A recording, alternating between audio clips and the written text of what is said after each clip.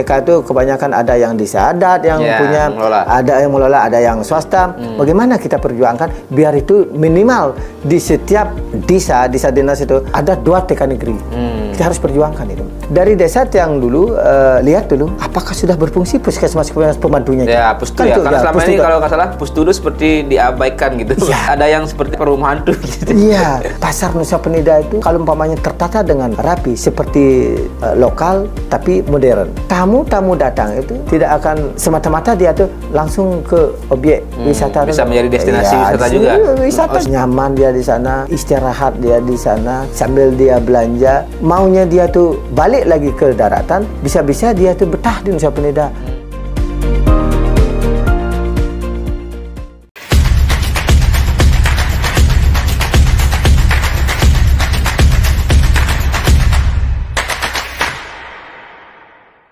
Kembali lagi di channel YouTube Hanura Bali Official. Kali ini kita kembali lagi bersama salah satu caleg DPRD Kabupaten Kelungkung, Dapil Kecamatan Nusa Penida, dengan nomor urut 2, Bapak Wayan Jaman. Om Swastiastu, Pak Yan. Swastiastu.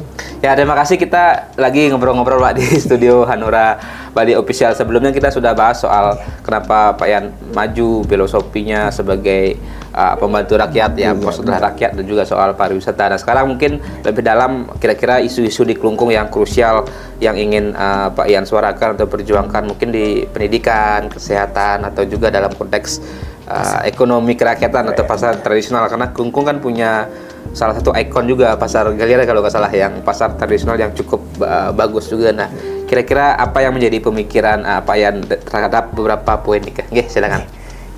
Terima kasih atas waktu yang lagi diberikan kesempatan pada hari ini untuk membicarakan apa sebenarnya langkah yang ke depan seandainya nanti yang diberi amanat sarong masyarakat yang Nusa Penida untuk menjadi wakil rakyat Nusa Penida, dan Tiang juga punya prinsip sebagai pembantu. Saya sebagai pembantu masyarakat Nusa Penida. Tapi sebelumnya Tiang menceritakan dan istilahnya secara jelas apa sebenarnya motivasi Tiang dan trik Tiang ke depannya, langkah Tiang ke depan. Tiang terlebih dahulu menyapa dulu masyarakat Tiang Nusa Penida. Swastiastu, semetan sarang sami Nusa Penida khususnya niki dan Kelungkung pada umumnya niki. Dumugi idadani sarang sami sehat selalu semuanya sekeluarga dan seluruh masyarakat Nusa Penida dan Kabupaten Kelungkung dalam keadaan sehat-sehat walafiat. Titiang hadir malih niki sebagai calon calon DPRD Kabupaten Kelungkung Dapil Nusa Penida. Titiang atas nama Wayan Jaman. Titiang tidak henti-hentinya akan mensuarakan hati nurani Titiang seperti napi kedepannya nanti sebagai pembantu idadani sarang sami. Ya, luar biasa komitmennya sudah beliau tegaskan di awal. Nah, tadi pertanyaan Tiang terkait beberapa hal mungkin di Kelungkung dan juga khususnya di Nusa Penida dari sektor pendidikan, kesehatan, maupun tadi soal para pasar tradisional. Apa yang menjadi catatan seorang Bapak Wayan Jaman terhadap beberapa hal itu, dan kira-kira nanti apa yang harus ditingkatkan dari sisi perjuangan nanti di DPRD Kelungkung itu? Yang pertama kali yang perlu sampaikan, Tiang hadir sebagai calon anggota dewan, bukan semata-mata Tiang untuk mencari kaya, tapi Tiang hadir, Tiang sebagai Tiang punya inisiatif, punya prinsip biar Tiang tuh hidup yang berguna. Itu dulu. Berguna untuk siapa? Kan itu dulu. Tiang punya pemikiran Tiang berguna untuk diri kita dulu. Diri kita sendiri dulu berguna. Setelah itu di keluarga Tiang harus berguna. Setelah di keluarga Tiang berguna, nanti Tiang berguna di masyarakat.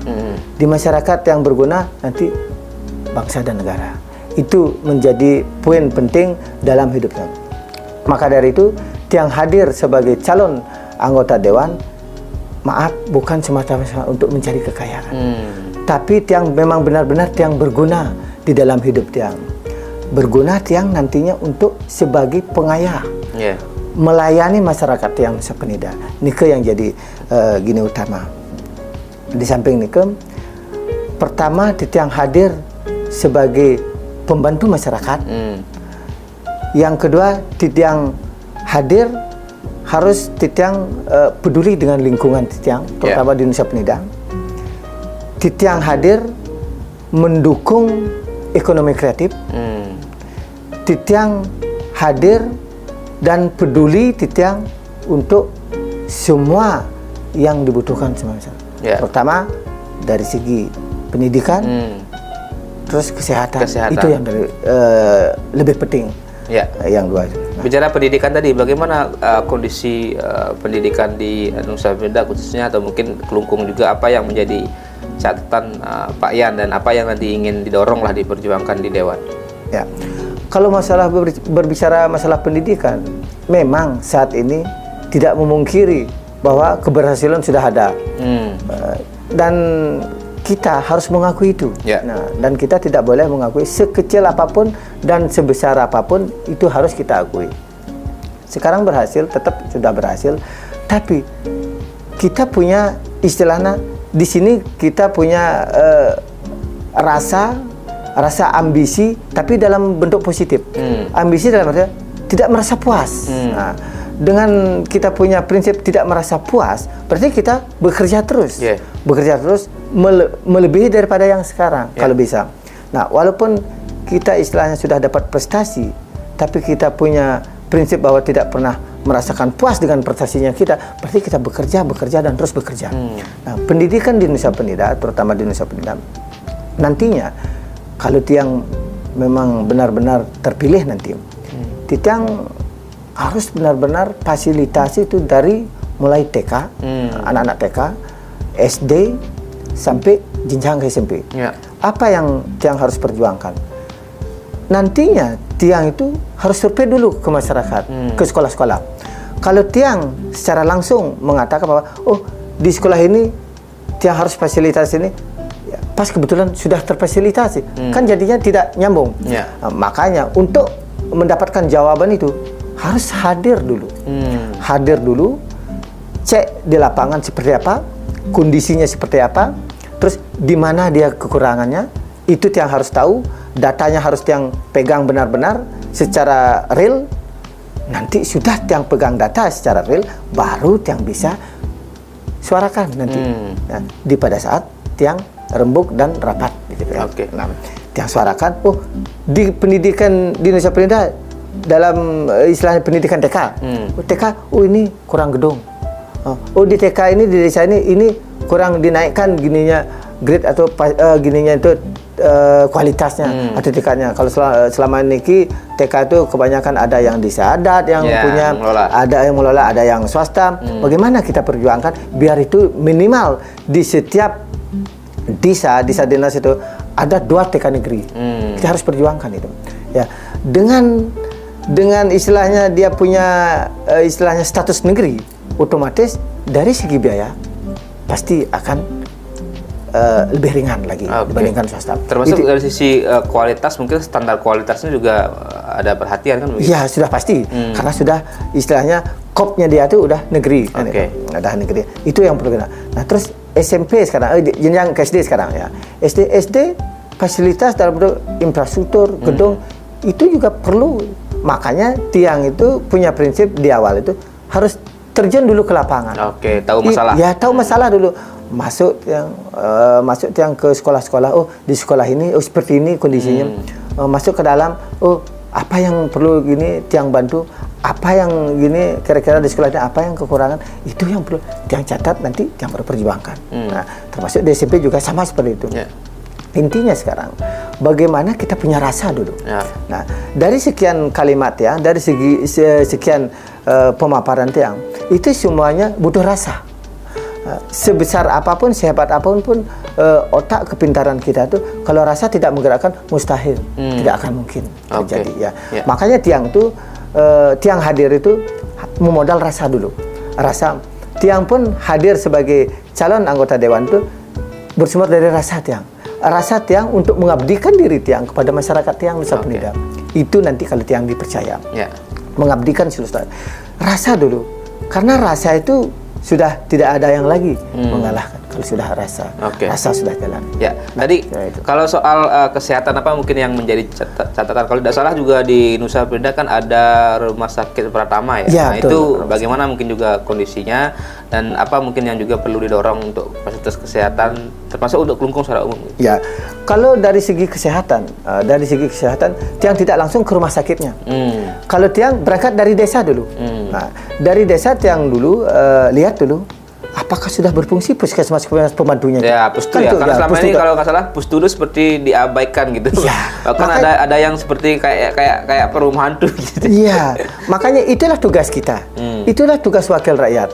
Kalau memang benar-benar dia mau bekerja, kan itu. Maaf. Nah, kalau sudah rasanya ada, seperti yang sampaikan tadi, rasanya tinggi, rasanya besar untuk melakukan semua itu tidak akan sulit. Kenapa sulit? Orang semua ada masyarakat, ada negara kan, sudah semuanya sudah fasilitas sudah ada. Tinggal sekarang mindsetnya kita sekarang. Mau enggak kita itu bergerak dari rasa, dari hati nurani kita untuk mengolah ini mindsetnya kita untuk berpikir kan itu berpikir. Intinya bagaimana kita itu bekerja memang benar-benar manfaatnya dinikmati oleh masyarakat kita. Itu dulu tidak perlu terlalu harus gini apalagi begitu kita nanti menjabat, oh saya gelontorkan ini bahwa saya tidak ada. Kalau menurut yang tidak ada hebat, semua tidak hebat. Yang hebat itu masyarakat. Semuanya tidak ada hebat di instansi apapun, tidak ada istilahnya mengklaim bahwa dirinya hebat. Yang hebat itu justru masyarakat yang hebat. Kalau sudah masyarakat punya kehendak, apapun bisa. Itu menurut yang, maaf seandainya itu salah, saya minta maafkan itu. Makanya tiang fokus ke masyarakat dulu. Bagaimana seperti tiang cerita awal season pertama kemarin itu, bagaimana tiang bisa menyenangkan bos tiang dulu. Itu kan salah satunya. Menyenangkan bos tiang dengan cara apa? Dengan cara bekerja sungguh-sungguh. Dengan cara bekerja sungguh-sungguh. Nah, saya kan tadi baru di Pustu kan, berangkat dari Pustu dulu. Itu yang dulu yang paling basic lah di desa. Dari desa dulu, kalau masalah kesehatan di sana dulu optimalkan dulu biar benar-benar semua itu tuh berjalan. Terus bagaimana caranya? Ya kita hadir ke sana. Kita cek ke sana. Di tempat A, ini kok tidak operasi atau tidak optimal? Di mana? Gini, pasti ada, nggak mungkin ada akibat tanpa sebab kan itu. Pasti ada. Oh, kalau umpamanya SDM-nya kurang ini, pasti ada. Mungkin dari segi honor, istilahnya apa namanya, income pendapatan, bisa jadi mungkin fasilitas alat tidak ada, gimana bisa tim medisnya, tenaga medisnya bekerja kan itu, karena tidak ada alat. Mungkin dari pendukung sarana mungkin gedungnya tidak ada. Itu perlu kita ketahui. Setelah kita ketahui, baru kita bisa gerakkan itu. Itu di Pustu. Nah, kalau menurut yang di desa itu sebagai sumber utama itu dulu untuk menjaga kesehatan masyarakat di Pustu. Jadi dikuatkan, dikuatkan dulu Pustunya dan dengan dukungan sarana prasarana dan tenaga kesehatannya. Nah, udah SDM-nya bagus, bagaimana kita bisa mensejahterakan SDM-nya. Nah, setelah kita SDM-nya sudah sejahtera, terus umpamanya dia tuh juga masih dia pelayanan ke masyarakatnya juga tidak optimal, sarana prasarana sudah mendukung, kesejahteraan sudah mendukung, terus juga tetap itu bukan itu yang salahnya. Berarti SDM tenaganya yang salah. Terus diapain? Kalau sudah kayak gitu tidak memuaskan masyarakat, untuk apa kita pakai? Kan di sana. Kalau sudah dia tuh kita kasih fasilitas, kita sejahterakan dia, tapi dia tidak optimal sesuai dengan kewajibannya, hak sudah dia penuh, untuk apa dia pakai? Audit aja. Itu menurutnya audit aja. Terus makanya di sana bagaimana kita caranya bersama-sama bersinergi biar enggak simbol aja. Jangan masyarakat tuh istilahnya ditayangkan simbol. Kalau masyarakat sekarang tidak butuh itu. Kalau menurut Tiang, masyarakat sekarang tuh dia butuh nyata, kerja nyata. Memang beberapa ada yang memang, tapi kebanyakan masyarakat sekarang itu dia menilai dari kenyataan dan kerja nyatanya kita. Kalau sudah kerja nyata, sudah memang benar-benar nyaman masyarakat, puas, tidak perlu kita istilahnya neko-neko lagi sama masyarakat. Itu menurut dia. Nah, selain di Pustu, mungkin di tingkat yang lebih tadi di Puskesmas atau mungkin tadi kalau ada RS Pratama seperti di Nusa Penida. Ya, nah sekarang setelah Pustu sudah benar-benar tuntas, baru kita naik ke yang lebih jenjang tinggi. Ya ada rumah sakit, ada puskesmas utama, kecamatan. Itu perlu kita lihat bagaimana, sama kayak di Pustu, bagaimana SDM-nya, bagaimana tenaga gininya, medisnya, bagaimana sarana dan prasarana pendukungnya. Nah, terus di rumah sakit juga seperti itu.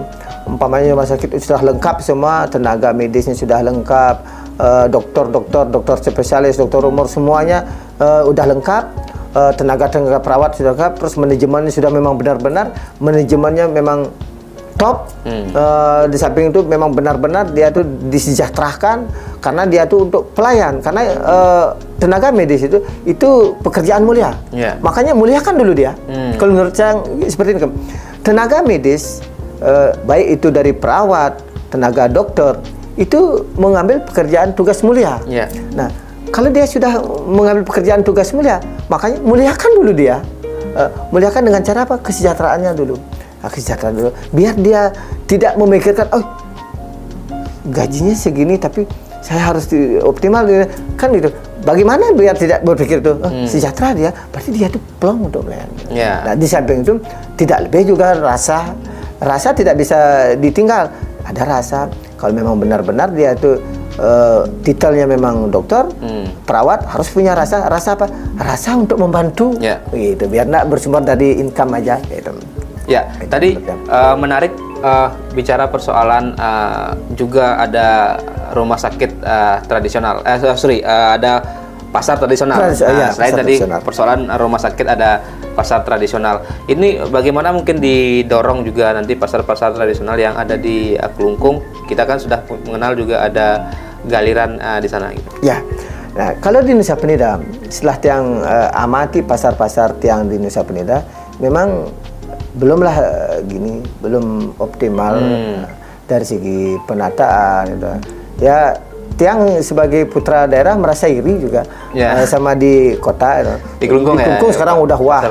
Bagaimana? Padahal gini kan, mungkin sebenarnya ketika kita bicara Nusa Penida sebagai sebuah destinasi pariwisata, ketika ada traditional market misalnya yang bagus, itu kan juga bisa menjadi destinasi atau minimal wisatawan akan belanja di pasar tradisional, disuguhkan produk-produk Nusa Penida yang khas atau dikemas sebagai sebuah experience mereka berkunjung ke Nusa Penida, mereka juga ada traditional marketnya gitu. Ya, itu dah yang salah satu yang punya pemahaman, punya pemikiran ke depannya. Nanti kalau yang terpilih, yang akan berjuang bagaimana pasar Nusa Penida itu di satu sisi yang tidak mau meninggalkan lokal, tradisionalnya itu saya tidak mau itu meninggalkan itu, tapi tampilannya modern.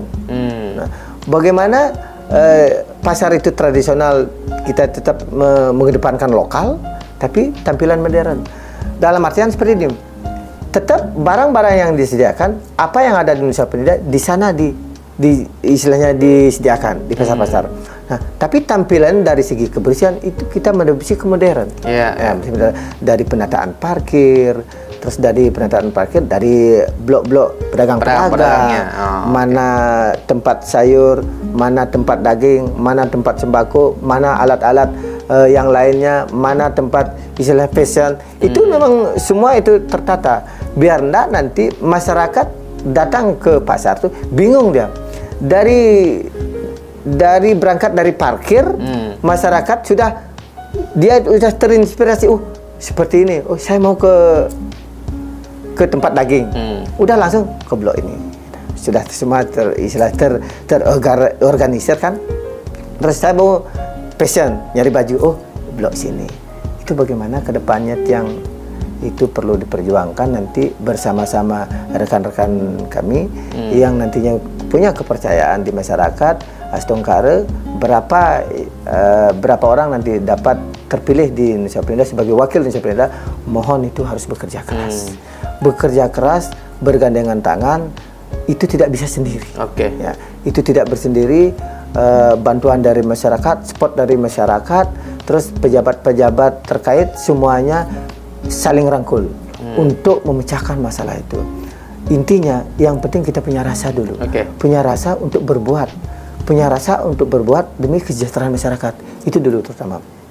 Nah, pandangan Tiang ke depan tuh, pasar Nusa Penida itu kalau umpamanya tertata dengan rapi seperti tadi Tiang sampaikan, lokal tapi modern, gitu. Itu nanti tamu-tamu datang itu seperti tadi disampaikan, tidak akan semata-mata dia tuh langsung ke objek wisata. Bisa menjadi destinasi wisata juga. Wisata juga. Bisa berbelanja ke sana, merasakan pengalaman. Nyaman dia di sana, istirahat dia di sana, sambil dia belanja. Maunya dia tuh balik lagi ke daratan, bisa-bisa dia tuh betah di Nusa Penida. Makanya dari segi pariwisata, di infrastruktur harus bagi pengguna pariwisata itu harus memang benar-benar mempersiapkan itu dalam bentuk penginapan. Hotel penginapan kan sudah ada, pila-pila sudah bertebaran di mana-mana Nusa Penida. Sekarang hotel berbintang kalau bisa, yang punya istilahnya modal besar itu yang persiapkan dulu. Bagaimana caranya kita itu membuat tamu itu betah di Nusa Penida, dan dia itu datang ke Nusa Penida dari negaranya, tujuan ke Nusa Penida aja. Sampai dia puas berliburan di Nusa Penida. Itu kalau menurut Tiang tuh, puas dia di Nusa Penida, makanya kita harus persiapkan tuh, suguhkan dia. Nah, dan kita kembali ke tradisi adat. Adat juga tidak boleh istilahnya tutup mata. Dia harus menyuguhkan apa yang punya di adat. Warisan-warisan leluhur apa yang dia warisi di adat masing-masing. Itu suguhkan. Itu. Oh, di Sadat punya warisan leluhur tari-tarian seperti kita tampilkan itu. Jangan malu. Walaupun sekarang tuh istilahnya pergaulan modern ya, tapi kalau menurut Tiang itu, Tiang tidak pernah mau istilahnya merubah tatanan tradisional yang dulu. Karena itu adat istiadat itu tidak bisa dibentuk hari ini. Tapi itu bukan Tiang membentuk, bukan siapa-siapa yang membentuk, tapi itu warisan leluhur. Ya, yang perlu memang dilestarikan. Harus dilestarikan. Adat istiadat. Di sana itu di dalamnya ada masyarakat lokalnya bagaimana, terus ada istilahnya tari-tarian seninya. Setiap desa adat itu punya tarian tersendiri. Ya, desa adat A punya tarian seperti ini, desa adat B punya tarian. Itu dikombinasikan. Itu suguhkan itu kepada pendatang, kepada tamu-tamu yang lancong ke Nusa Penida, otomatis akan itu mengangkat gininya pendapatan di Nusa Penida yang lebih signifikan. Ya, jadi luar biasa tadi pemikirannya. Ini kan bisa menjadi tadi daya tarik tersendiri atau menambah destinasi di Nusa Penida. Nah, dari mungkin sebagai sebuah closing juga Pak Yan, dari ketiga isu tadi atau ketiga sektor pendidikan, kesehatan, kemudian juga bagaimana pasar tradisional, ini kan juga memang butuh komitmen bersama gitu. Jadi termasuk dukungan anggaran juga sebenarnya. Nah, bagaimana Pak Yan sebagai nanti jika Asokari terpilih sebagai wakil rakyat mendorong itu dengan komunikasi dengan eksekutif di Bupati Klungkung gitu misalnya, termasuk juga dengan di atasnya di provinsi di level gubernur, bahkan sampai mungkin harus ada support dari dana pusat gitu untuk program-program di 3 bidang tadi. Ya, sebagai sebuah closing silakan Pak. Closing, terima kasih. Dari pemaparan Tiang dari awal itu memang seperti yang sampaikan tadi itu tidak bisa bergerak sendiri, tidak bisa bergerak sendiri. Itu harus bergandengan tangan dari pihak legislatif, eksekutif, dari daerah Klungkung ke provinsi, bahkan ke pusat Jakarta. Bagaimana caranya? Itu dah yang Tiang sampaikan. Itu rasa dulu untuk berbuat untuk masyarakat. Itu dah. Kalau sudah punya rasa, sebesar apapun, seberat apapun, ringan rasanya. Karena rasa kita akan mengalahkan semuanya, membuat kita ringan. Itu dulu. Nah, terus dari segi pendidikan, semua gininya Tiang tadi itu, istilah hati nurani Tiang ke depan itu seperti apa itu butuh anggaran. Tidak semudah itu butuh anggaran. Makanya bagaimana caranya kita itu tadinya bergandengan tangan untuk merebut anggaran itu. Nah, kalau di daerah kita tidak punya, bagaimana kita ke provinsi, bagaimana kita ke pusat. Makanya itu perlu itu bergandengan tangan, tidak bisa kita sendiri-sendiri. Dari pendidikan, dari kesehatan. Karena yang menjadi gini utama itu dibutuhkan sama masyarakat, pendidikan, kesehatan, sama penunjang sebagai sektor ekonomi. Itu perlu. Nah, satu lagi terakhir, closing penutupnya, mungkin ada pesan, ada harapan kepada masyarakat Klungkung khususnya di Nusa Penida dan dalam konteks juga pemilu legislatif 14 Februari 2024 mendatang. Silakan closing. Terima kasih. Semeton sareng sami masyarakat yang Nusa Penida yang kedua kalinya niki untuk menyampaikan aspirasi titiang, unek-unek titiang, motivasi titiang ke depannya seperti apa nanti setelah tiang diberi restu dipilih titiang sareng semeton titiang ring Nusa Penida. Semua tiang sampaikan tadi itu tiang akan laksanakan dengan sebaik-baiknya. Astongkara dengan dukungan masyarakat titiang Nusa Penida, skala ni skala titiang memohon nunasice mande nyarengin titiang memilih titiang tanggal 14 Februari tahun 2024 untuk menjadi DPR Kabupaten Klungkung Wakil Nusa Penida. Nah, titiang ngaturang niki sampun lintang niki ampura ngaturang Rahina Saraswati sampun lintang Diastun sampun lintang, tetap titiang mengucapkan selamat Rahina Saraswati dan yang akan datang selamat menyambut tahun baru 2024 talor Rahina tumpok landop demugi di tumpok landop nike idedani keramu sarong sami semeton titiang masyarakat Nusa Penida dan Klungkung diberikan pemikiran-pemikiran yang tajam, pemikiran-pemikiran yang cerdas untuk memilih pemimpin ke depannya, biar nanti salah sedikit kita akan sengsara 5 tahun. Nah, makanya dari itu titiang memohon dengan hormat, dengan rendah hati sarong semeton titiang Nusa Penida, masyarakat Nusa Penida ngiring sarengin titiang bersama-sama berjuang. Tanpa masyarakat tiang pun tidak akan bisa berbuat banyak. Hanya tiang serahkan kepada masyarakat dan ide betari sareng sami susunan. Apa yang nantinya tiang dibentuk seperti apa, tiang akan menjalani dengan dan menerima dengan tulus dan ikhlas. Suksema aturan tiang rahayu sareng sami masyarakat Nusa Penida dan Klungkung pada umumnya. Rahayu, rahayu, rahayu. Ya, terima kasih Pak Yan sudah menyampaikan juga harapan untuk kita semua. Memang itu menjadi kunci ya, kita cerdas menentukan pilihan karena mungkin kalau lebih dari 5 menit ya di TPS ya itu akan menentukan nasib kita selama 5 tahun ke depan. Oke, terima kasih Pak Yan sudah berbagi. Kita akan sambung di kesempatan berikutnya di channel YouTube Hanura Bali Official. Salam hati nurani. Salam hati nurani. Rahayu, rahayu, rahayu. Ya.